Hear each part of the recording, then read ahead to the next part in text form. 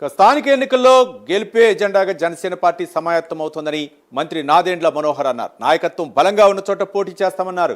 కూటమిని బలపరిచేందుకు అసెంబ్లీ ఎన్నికల్లో 4 అడుగులు వెనక్కి వేశామన్నారు. స్థానిక ఎన్నికల్లో అలాగే ఉంటామనుకుంటే పొరపాటని కామెంట్ చేశారు మంత్రి నాదెండ్ల మనోహర్.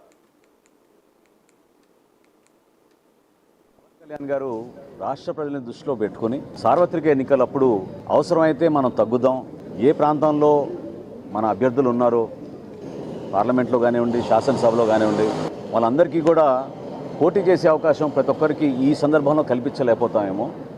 కానీ రాబోయే రోజుల్లో పార్టీని బలోపేతం చేసుకుంటూ ముందుకెళ్దాం. 2024లో జరిగిన ఎన్నికలు మాత్రం ఓటు చీలనివ్వం అనే మాట ఆయన ఇచ్చినందుకు దాన్ని గౌరవించుకుంటూ ఎక్కడ కూడా పొరపాటు లేకుండా ఆయన నిలబడ్డారు. సో కూటమిలో మేము 4 అడుగులు వెనకేసినా కూడా అది కూటమిలు బలపరచడానికి ఎన్డీఏ భాగస్వాములుగా మేము ఒక బాధ్యతతోటి ముందుకెళ్ళాం తప్ప అది ఈ రోజున కూడా స్థానిక సంస్థల్లో అదే రీతిలో ముందుకెళ్తున్నాను అనుకోవడం అది పొరపాటు. కాబట్టి జనసేన పార్టీలో ఉన్న మా నాయకులు, కార్యకర్తలు వివిధ ప్రాంతాల్లో మేము పర్యటించడం వాళ్ళందరికీ కూడా రాబోయే రోజుల్లో కూడా మీకు పోటీ చేసే అవకాశం కల్పించడానికి కోసం తప్పకుండా మీ నాయకత్వం బలోపేతం అయ్యేటట్టు మీరు క్షేత్రస్థాయిలో పర్యటించండి, నిలబడండి. పవన్ కళ్యాణ్ గారు కోరేది కూడా ఒకటే, యువత ముందుకు రావాలి, మహిళలు ముందుకు రావాలి, రాజకీయంగా అందరికీ మనం చక్కటి అవకాశం కల్పించాలి.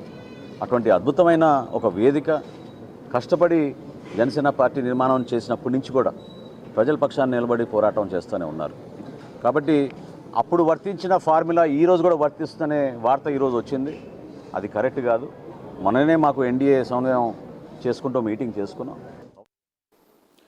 మంత్రి నాదెండ్ల మనోహర్ కీలకమైనటువంటి వ్యాఖ్యలు చేశారు. జనసేన పార్టీ గెలిపే లక్ష్యంగా స్థానిక సంస్థల ఎన్నికల్లో ముందుకు వెళ్తా ఉన్నారు. 2024లో అయితే మాత్రం 4 అడుగులు వెనక్కేసి కూటమి గెలుపు కోసం అయితే మాత్రం మేము ప్రయత్నం చేశారు.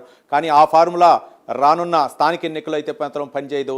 మేము పార్టీ బలంగా ఉన్న చోట కంపల్సరీగా పోటీ చేస్తామని నాదెండ్ల మనోహర్ అయితే మాత్రం కీలక వ్యాఖ్యలు చేశారు. ఇదే అంశానికి సంబంధించి మరింత సమాచారం మా కరెస్పాండెంట్ శ్రీహరి అందిస్తారు. శ్రీహరి.